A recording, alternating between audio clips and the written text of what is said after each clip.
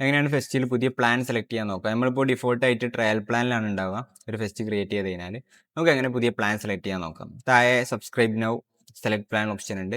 ഞാൻ അല്ലാണ്ട് ബില്ലിംഗ് പേജിലേക്ക് വന്നാലും മതി. ഇപ്പോൾ ട്രയൽ പ്ലാനിൽ അല്ലാന്നുണ്ടെങ്കിലും നമുക്കിപ്പോൾ പുതിയ അപ്ഗ്രേഡ് കാര്യങ്ങളൊക്കെ വേണമെന്നുണ്ടെങ്കിൽ ബില്ലിംഗ് പേജിലേക്ക് വന്നാൽ മതി. ബില്ലിംഗ് പേജിൽ ഇവിടെ അപ്ഗ്രേഡ് ബട്ടൺ കാണാൻ കഴിയും. അപ്ഗ്രേഡ് ബട്ടൺ ക്ലിക്ക് ചെയ്യാം. പ്ലാനുകൾ ലിസ്റ്റ് ചെയ്തിട്ടുണ്ടാവും. Basic plan, pro plan, ultra plan, നമുക്ക് വേണ്ട പ്ലാന് നമുക്ക് സെലക്ട് ചെയ്യാം. നോർമൽ കോളേജുകളിലൊക്കെ നമുക്ക് ബേസിക് പ്ലാൻ ആവശ്യം ഉണ്ടാവുള്ളൂ. നമുക്ക് വേണമെങ്കിൽ പ്രോ പ്ലാൻ ആവശ്യം ഉണ്ടെന്നുണ്ടെങ്കിൽ പ്രോ പ്ലാൻ സെലക്ട് ചെയ്യാം. നമുക്കിപ്പോൾ സബ് ഫെസ്റ്റ് കാര്യങ്ങളൊക്കെ ഉണ്ടെന്നുണ്ടെങ്കിൽ പ്രോ പ്ലാൻ ആണ് സെലക്ട് ചെയ്യേണ്ടത്. ബേസിക് പ്ലാൻ കണ്ടിന്യൂ കൊടുക്കാം. ഇവിടെ ബില്ലിംഗ് അഡ്രസ്സ് കൊടുക്കണം. ബില്ലിംഗ് അഡ്രസ്സ് ഫെസ്റ്റിവൽ അഡ്രസ്സാണ് കൊടുക്കുന്നതിൻ്റെ ഫോൺ നമ്പറും കൂടി നമ്മൾ ഒപ്പം ആഡ് ചെയ്ത് കൊടുക്കാം.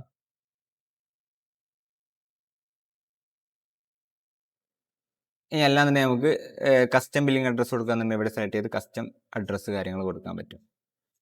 ഇനി എന്തെങ്കിലും കൂപ്പൺ കോഡ് ഉണ്ടെന്നുണ്ടെങ്കിൽ കൂപ്പൺ കോഡ് നമുക്ക് ആഡ് ചെയ്ത് കൊടുക്കാം. ശേഷം അപ്ലൈ കൊടുക്കാം. അതുകൊണ്ട് നമുക്ക് ഡിസ്കൗണ്ട്സ് കാര്യങ്ങൾ ഇവിടെ അവൈലബിൾ ആകും. ശേഷം കണ്ടിന്യൂ കൊടുക്കാം.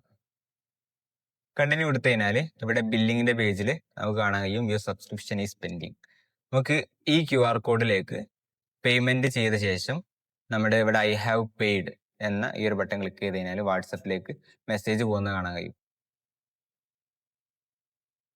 വാട്സപ്പിലേക്ക് മെസ്സേജ് അയച്ച ശേഷം നമ്മളെ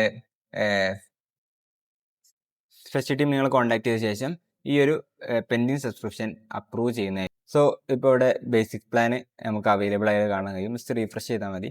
ഇനി നമുക്ക് ബേസിക് പ്ലാനുള്ള ലിമിറ്റ്സ് ഇവിടെ കാണാൻ കഴിയും. കാൻഡിഡേറ്റ്സിൻ്റെ ലിമിറ്റ്, പ്രോഗ്രാമിൻ്റെ ലിമിറ്റ്. നമുക്ക് എന്തെങ്കിലും കാൻഡിഡേറ്റ്സിനെ കുറച്ചും കൂടി ആഡ് ചെയ്യണം. അങ്ങനെ ആഡ് ഓൺ കൊടുക്കാം. ആഡ് ഓൺ കൊടുത്തിട്ട് എത്ര കാൻഡിഡേറ്റ്സ്, 300 കാൻഡിഡേറ്റ്സിനെ ഇപ്പോൾ ഉള്ളത് നമുക്ക് 100 കാൻഡിഡേറ്റ്സിനും കൂടി ആഡ് ചെയ്യണം. നമുക്ക് കാൻഡിഡേറ്റ്സിനെ ആഡ് ചെയ്തതിന് ശേഷം ഇവിടെ കണ്ടിന്യൂ കൊടുത്തു കഴിഞ്ഞാൽ അതിൻ്റെ പേയ്മെൻറ്റ് ഡീറ്റെയിൽസ് കാര്യങ്ങളൊക്കെ നമുക്ക് വരും. അതുപോലെ നമുക്ക് എന്തൊക്കെയാണ് ആവശ്യമുള്ളതിൽ നമുക്ക് ആഡ് ഓൺ കൊടുക്കാനുള്ള ഓപ്ഷൻ ഉണ്ട്. നമ്മുടെ യൂസേജ് ഇവിടെ അറിയാൻ കഴിയും. എത്രത്തോളം നമ്മൾ യൂസ് ചെയ്തിട്ടുണ്ട്, എത്ര കാൻഡിഡേറ്റ്സ് ഉണ്ട്, എത്ര യൂസേഴ്സ് ഉണ്ട്, മറ്റു ഡീറ്റെയിൽസ് കാര്യങ്ങൾ അറിയാൻ കഴിയും. നമ്മളെ മുമ്പ് പേയ്മെൻറ്റ് ഡീറ്റെയിൽസ് ഉണ്ടെന്നുണ്ടെങ്കിൽ ഇവിടെ പേയ്മെൻറ്റ് ചെയ്ത ഡീറ്റെയിൽസ് ഇവിടെ അറിയാൻ കഴിയും.